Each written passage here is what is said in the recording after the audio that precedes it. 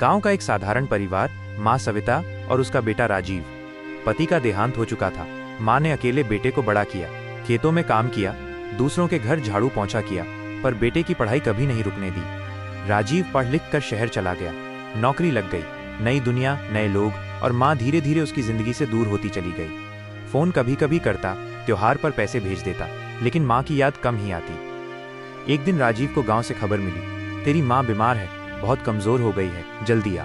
राजीव अनमने मन से छुट्टी लेकर गांव पहुंचा। जब घर पहुंचा, माँ उसे देखकर मुस्कुराई, तू आ गया बेटा, अब मुझे चैन है। पर उसने देखा माँ के कमरे में एक पुराना लोहे का बक्सा रखा है, जिसे वो हमेशा ताला लगाकर रखती थी। बचपन से राजीव उस बक्से के बारे में पूछता, लेकिन माँ कभी खोलकर नहीं दिखाती। कुछ दिनों बाद माँ की हालत और बिगड़ गई। जाते जाते उसने कहा, राजीव, जब मैं न रहूं तो इस बक्से को खोलना, इसमें मेरा सबसे बड़ा राज छुपा है। राजीव हैरान रह गया। कुछ दिनों बाद माँ चल बसी। अंतिम संस्कार के बाद जब राजीव अकेला बैठा तो उसे माँ की आखिरी बात याद आई। उसने कांपते हाथों से बक्सा खोला। अंदर पुराने कागजात, पीली पड़ी चिट्ठियां और एक डायरी रखी थी। डायरी खोलते ही राजीव की आंखें फटी की फटी रह गईं। डायरी में लिखा था, राजीव, तू मेरा बेटा है, लेकिन मेरी कोख से पैदा नहीं हुआ। तू अनाथालय से लाया गया बच्चा है। जब तेरे असली माँ बाप एक हादसे में चले गए, तब मैंने तुझे गोद लिया, सब छुपा लिया ताकि तू कभी अकेला महसूस न करे। तेरी हर मुस्कान में ही मेरी जिंदगी थी।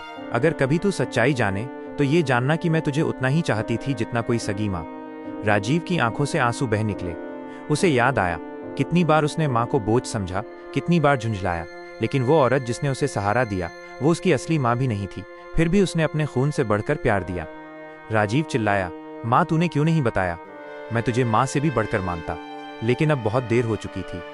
उस दिन से राजीव ने प्रण लिया कि वो हर माँ की सेवा करेगा, क्योंकि उसके लिए माँ खून का रिश्ता नहीं, बल्कि त्याग और प्यार का नाम थी। और हाँ, अगर आप भी ऐसी भावनाओं और दिल छू लेने वाली कहानियां देखना चाहते हैं तो अभी हमारे चैनल को सब्सक्राइब करें और बेल आइकन दबाएं, ताकि आप हर नई कहानी सबसे पहले देख सकें।